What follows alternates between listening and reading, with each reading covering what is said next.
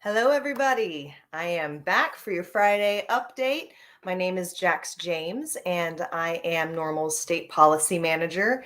And as I'm sure everybody knows, elections are coming up, and they are super important this year. So I want to go over a few key things with you guys to make sure that you're informed and prepared to vote. Some of you may have already been participating in early voting. I live here in Texas, and I went and voted early yesterday. So I got my little I voted sticker and was very happy to be able to vote. Early voting is continuing through today here in Texas, but of course, in the description of the video today, I've included a link where anyone in the country can check and see, where are your polling locations, when can you go and vote. So, knowing that there is a lot of opportunity for people to be educated on how the candidates stand on different positions, NORML's created Smoke the Vote, and you'll see the link in the description where you can click on Smoke the Vote. You enter your zip code, and it will populate all of your candidates in your area. And for those that we've had information, voting records, quotes from, we've gone through and we've graded them, and we've put that information in them or in the description so that when you're at the ballot box, you can keep that in mind. How does that person stand on cannabis policy? Excusez-moi. Now, in addition to voting for the candidates, there's quite a few states that are going to have the opportunity to vote for legal cannabis. And so I want to pivot to talking about that really quickly. So the first one is in Arkansas, and Responsible Growth Arkansas, championed by a former minority leader, Eddie Armstrong, is advocating for the passage of constitutional amendment known as Issue 4, and it would allow adults 21 and older to purchase, possess up to an ounce of cannabis. Home cultivation would not be permitted, and the measure doesn't contain provisions for expunging past records or providing social equity opportunities. But the measure would make a series of changes to the state's existing medical cannabis program as well. So this is a very important effort in Arkansas. While there are some additional things we'd like to see added, this is a great basis to work from. Then talking about Maryland, Maryland is actually a legislative referendum. Lawmakers approved legislation that would place constitutional amendment before the voters. So this is going to be called Question 4, and it will ask, do you favor the legalization of the use of cannabis by an individual who is at least 21 years of age? If approved, complementary legislation was also passed that would define possession limits, facilitate automatic review and expungement, and it would allow people to possess 1.5 ounces of flower or between 1.5 ounces and 2.5, with a civil fine. And then there are some other caveats there, but it is important to know that since this is a legislative referendum, lawmakers would still need to enact additional legislation next session to establish further rules and regulations on the marketplace. Then I want to talk, coming over to the comments real quick. I would love to hear where you guys are watching from. So if you're watching, please do drop your state or city in the comments there. So then moving on to Missouri, Amendment 3 is a citizen initiative sponsored by Legal Missouri 2022 and spearheaded by Missouri NORML, and it seeks to allow 21 and up to possess, purchase, consume, and cultivate marijuana, all while allowing nonviolent marijuana-related offenses to be expunged from people's records. It would also deal with broaden industry participation. It would help disadvantaged populations, and additionally, it makes some improvements to the medical marijuana program in Missouri. There's also efforts in both of the Dakotas. So starting with North Dakota, New Approach North Dakota, Measure 2 is what it will be on the ballot, wants to legalize the adult use and sale of cannabis. It would allow those 21 and up to possess an ounce of cannabis, cultivate up to 3 plants. It would also establish the whole regulatory structure, and it would have to be implemented by October 1st, 2023. Now, in South Dakota, if you've been following South Dakota, you know that this is the second consecutive election cycle where voters in South Dakota will decide on a ballot initiative. Of course, it passed previously and faced roadblocks from the governor, but representatives from the group South Dakotans for Better Marijuana Laws have secured their place on the ballot with Initiative Measure 27. It allows adults to possess up to 1 ounce and home cultivate up to 3 mature plants, but it does not create a regulatory framework. So that would definitely be something that would have to be addressed later with further efforts. All right, so I want to talk about some local efforts, local election information that is pretty important. There are 3 cities in Colorado that will be looking at some of these local prohibitions on allowing adult use. So voters in Colorado Springs will decide on a pair of local ordinances. The first will determine whether or not the city's existing medical cannabis dispensaries can transition to adult use retailers. And the second has to do with taxing those adult use products. In Cripple Creek County, or Colorado, excuse me, they will decide on a citizen proposed ordinance that allows licensed marijuana retailers to operate in the city. There is one that we oppose in Lamar, Colorado. It would be ballot question 300, and the measure seeks to reaffirm and even strengthen the local ban on retailers and also limit local possession limits to amount below what the state law permits. Now, talking about Michigan, I wanted to let everybody know that there are quite a few cities in Michigan that are going to be looking at ballot measures to permit retail sales. So voters in 22 cities will decide on ballot measures to permit the establishment. Additional 5 cities will be voting to allow medical dispensaries, and another 5 cities will be deciding on proposed bans of cannabis sales. So if you're in Michigan, we've provided an interactive map so that you can check and see if a location near you or if your city will be affected by one of these ballot measures. Looking at Montana, people in Granite County will decide on 3 marijuana-related initiatives.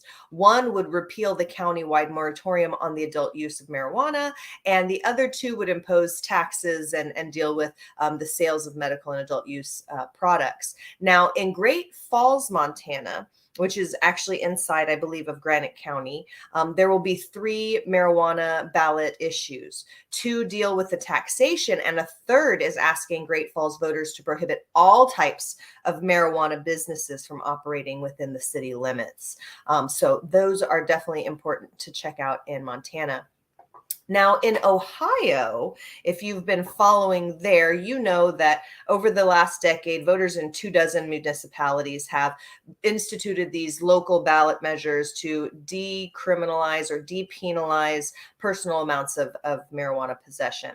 This year, efforts by the Sensible Movement Coalition and NORML Appalachia have been successful in petitioning to put the question before voters to eliminate penalties for possession of misdemeanor amounts of cannabis. And these will be on the ballot in Corning, Helena, Hemlock, Kent, Laurelville, Rushville, and Shawnee. So if you live in those areas, definitely make sure that you are engaging there. Now, Rhode Island, state lawmakers actually legalized the adult use market back in May through the legislature. And the bill does provide that localities have the ability to weigh in on if they want to permit or prohibit licensed marijuana markets in their communities. So voters in several dozen communities on election day will be able to either vote yes or no on the following ballot question. Will new cannabis-related licenses be issued in X municipality to businesses involved in cultivation, manufacturing, laboratory testing, and retailing of the adult use of cannabis? Those that vote no will also not be eligible to receive any of the revenue that is generated from state licensed marijuana sales. So I want to wrap it up real quick, talking about these ballot efforts by talking about my state here, Texas. As you know, I'm based out of Austin.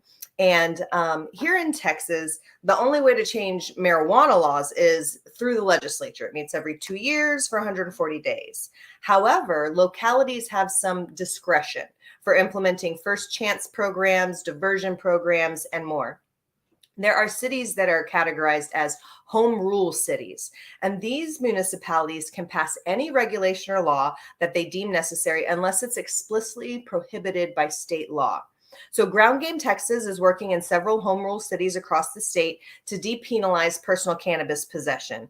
And earlier this year in my city of Austin, we overwhelmingly approved local ballot measure Prop A, which depenalized marijuana possession and prohibited police from executing no-knock warrants. So voters in the following Texas cities will decide on similar measures. If you are in Denton, Elgin, Harker Heights, Killeen, San Marcos, then these are on the ballot for you. Definitely make sure that you get out and vote for these. Now, I do think it's important to say that the initiative will only address your local police. So if DPS or sheriffs are in your city, it would not have jurisdiction over them, just to have that clarifying bit of measure for you.